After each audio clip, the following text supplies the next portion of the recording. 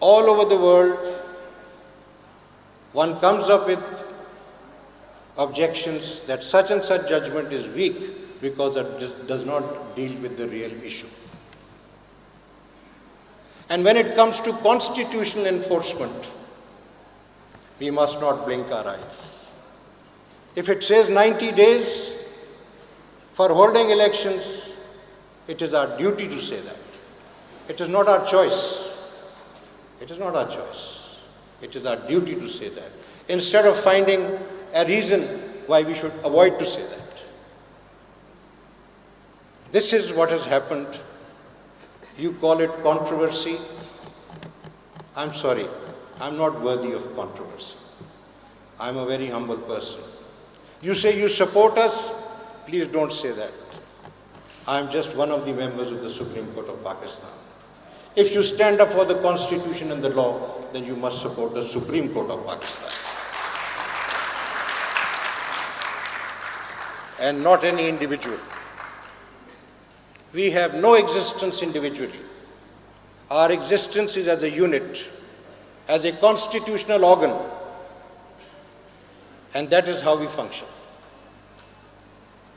But the important thing is that the Supreme Court, when it speaks on merit, its judgment has moral authority.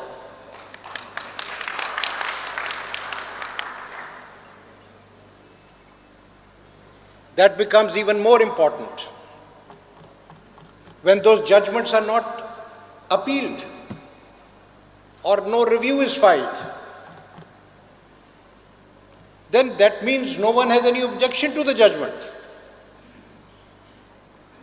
If a review is filed, then it will be heard, because no judgment is binding unless it becomes final.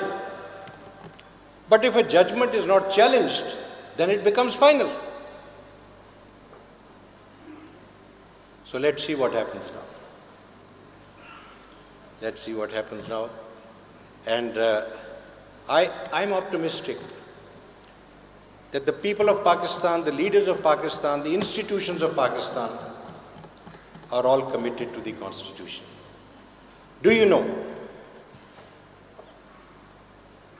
that in this context,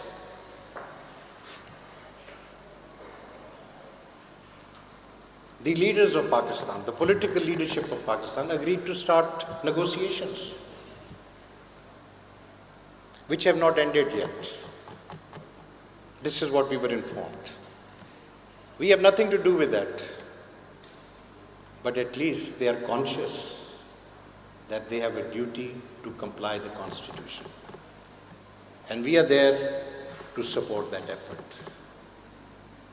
Otherwise, our judgment is there. It has a force of its own. It may not be implemented today, but it will last to the test of time and shall be implemented tomorrow.